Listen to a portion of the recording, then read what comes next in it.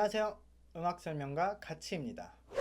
오늘은 한국 음악의 역사 두 번째 시간이고요. 저번에 간략하게 전체적인 역사를 설명하는 시간을 가졌고요. 오늘부터는 장르별로, 세대별로 설명을 하려고 합니다. 그 중에서 오늘은 현재 한국에서 가장 인기 있는 장르인 힙합에 대해서 말하려고 합니다. 빌보드에서는 힙합이 상위를 차지한 지 오래되었는데 일본에서는 아직 힙합이 비주류인 거죠. 한국에도 아주 오랫동안 그런 상태였는데 먼저 간단하게 설명을 하겠습니다.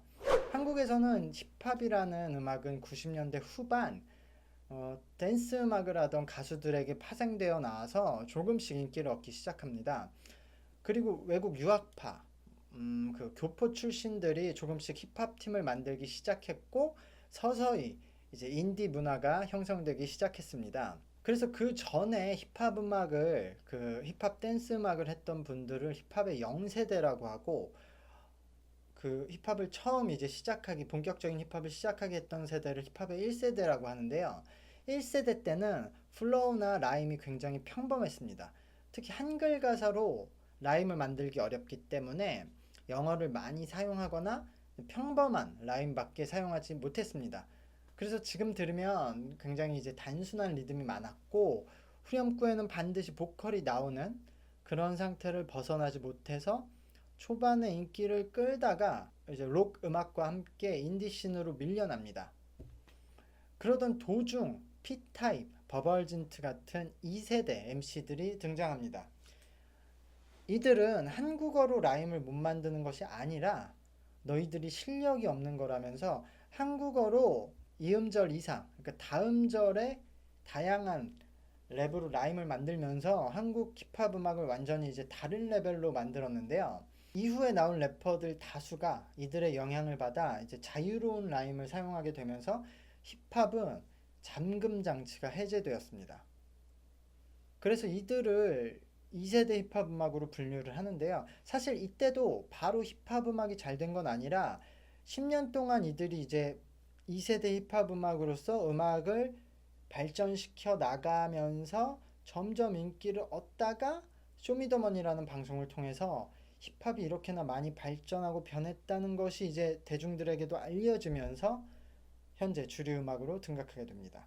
이것은 제가 일본은 정확히 어떻게 힙합 음악의 역사가 돼가는지는 모르지만 아마 비슷할 거라고 생각하는 게 일본과 한국어의 그 문장 순서가 같기 때문에 한국어에서 라임을 못 만들었던 이유가 일본어도 똑같을 거거든요.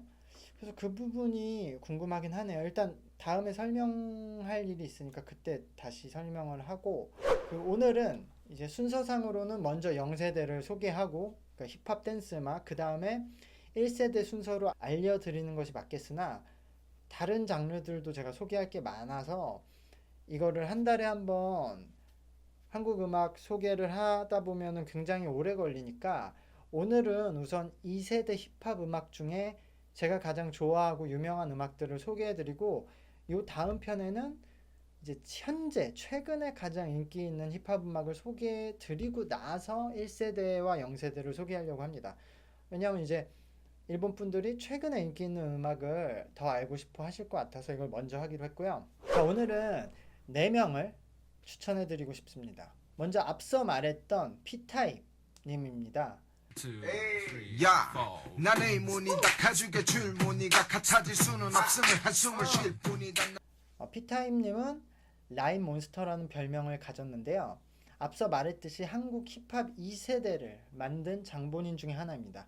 P타입 님은 99년에 한국어로 라임을 만드는 방법에 대해서 어떤 교수님과 논쟁이 붙었었는데 당시의 주장이 유명해지면서 2세대 힙합이 이제 불이 붙게 됩니다. 당시 그 교수님은 한국어의 문법은 뭐뭐뭐가 뭐뭐뭐를 뭐뭐뭐 했다로 끝나기 때문에 한국어로는 끝에 있는 뭐뭐뭐 했다라는 부분밖에 라임을 넣을 수 없다. 그래서 이제 다양한 라임이 나올 수 없다고 한 거예요. 근데 이게 일본어도 마찬가지죠. 그러니까 뭐뭐뭐가 뭐뭐뭐이, 그러니까 뭐뭐뭐오, 뭐뭐뭐 마스, 뭐뭐뭐 데스. 똑같이 요 문법이 있으니까 끄듬은 항상 뭐뭐뭐 마스 데스 정해져 있는 거잖아요. 한국어랑 똑같이. 근데 영어를 보면 먼저 합니다. 데스가 나오고 마지막에 단어가 나오는 거잖아요. 그러니까 예를 들어 밥을 먹었습니다인데 그 한국어랑 일본어는 밥이 먼저 나오는데 영어에선 밥이 뒤에 나오니까 뒤가 단어가 계속 바뀌니까 힙합에서 라임은 끝에 액센트를 주니까 끝에 라임을 넣을 수밖에 없는데 보통 근데 끝에 영어는 단어가 계속 자유로우니까 다양한 라임을 넣을 수 있는데 한국어랑 일본어는 여기서 니다, 했어요, 뭐 요런 데스, 데시타, 마스 이렇게 정해져 있으니까 요거 이상 라임을 넣을 수 없다는 말이었죠. 그래서 실제로 일본도 예전에는 제가 알고 있는 예전 힙합에서는 라임이 이런 식이었고 한국도 1세대 힙합은 다 그 끄듬만 맞추는 거였어요. 예를 들어 제가 뭐 나는 오늘 집에 들어와서 뭐뭐뭐를 하고 뭐뭐뭐를 해서 뭐뭐뭐를 했다. 이렇게 끝에만 맞추는 거예요. 뭐 밥을 먹었다. 나는 씻었다. 밖을 나갔다.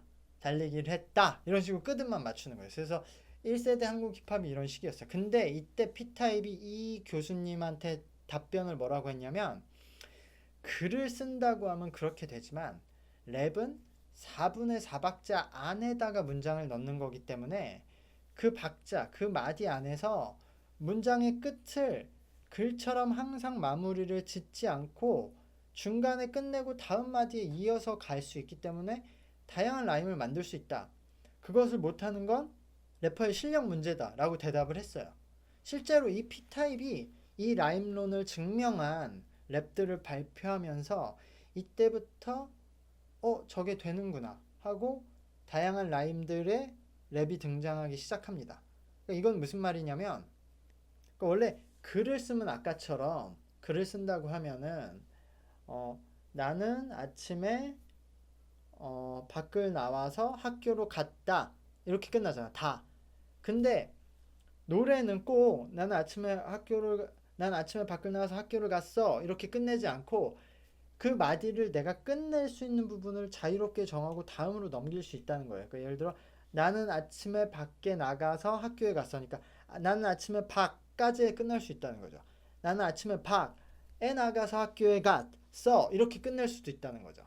그러니까 그러면은 이 교수님 주장처럼 끝에 했습니다 여기로만 끝나는 게 아니라 중간에 나는 아침에 아로도 끝낼 수 있고 침으로도 끝낼 수 있고 에로도 끝낼 수 있고 밖으로도 끝낼 수 있다. 나는 침에 밖 이렇게 갈 수도 있는 거잖아요.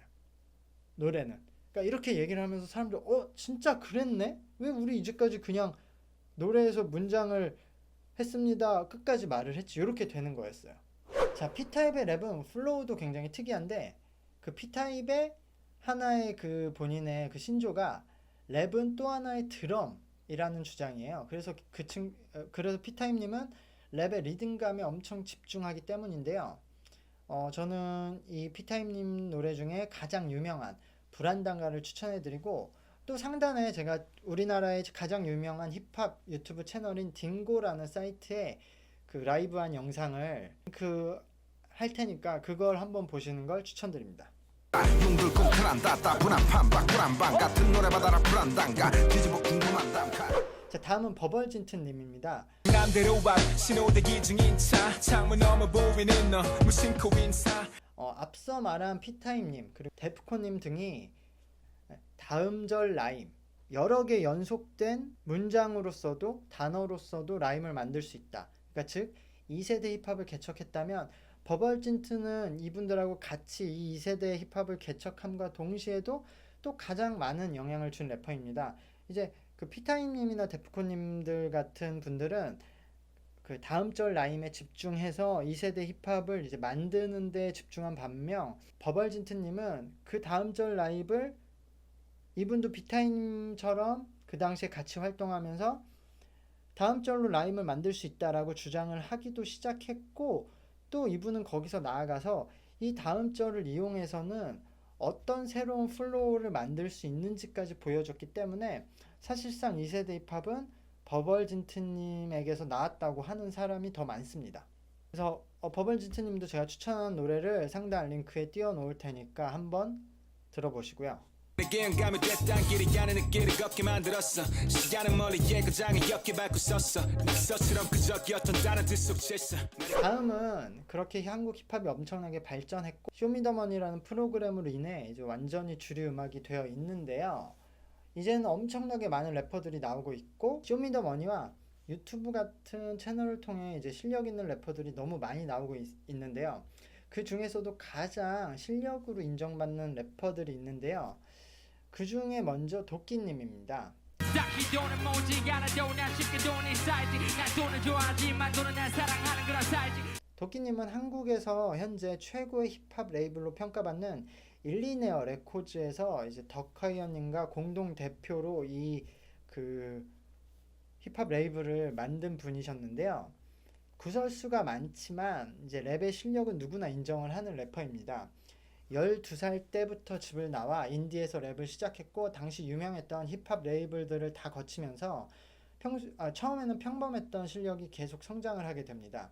그렇게 일리네어를 만들고 인기도 높아지고 있던 도중에 이제 쇼미더머니 3에 나오면서 최고의 인기 래퍼가 되었고 지금도 쇼미더머니로 인해서 가장 큰 수혜를 받은 것은 이 일리네어 레코즈의 도끼님과 덕하이엇님이라고 이야기됩니다. 하지만 사건 사고가 많아서 많지도 많습니다.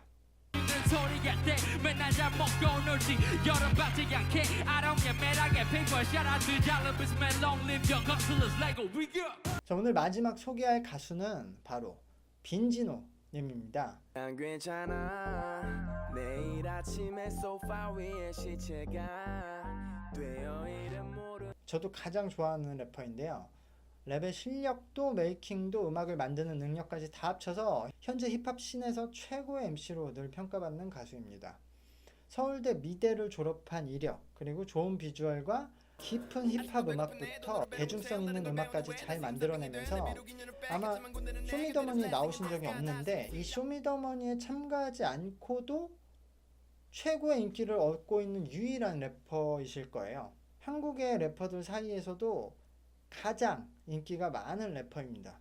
I wanna be your boyfriend I wanna be 생선 허나 너에게 늘 누군가가 옆에 있어 오늘은 이렇게 한국 2세대 힙합에 대해서 소개를 하고 추천을 했는데요. 다음 시간에는 쇼미더머니로 인해서 인기가 높아진 현재 가장 인기 있는 래퍼들과 음악에 대해서 소개해 드리려고 합니다. 제가 이 한국 음악에 대해서 소개하는 기획은 한 달에 한 번씩 월간 기획으로 해나가려고 하니까요. 요것에 관심 있어서 지켜봐 주시는 분들은 제가 그래도 매달 한 편씩은 꾸준히 할 테니까 기대해 주시면 좋겠고 궁금한 점이 있으면 댓글로 남겨주세요. 구독과 좋아요 잊지 마시고 감사합니다.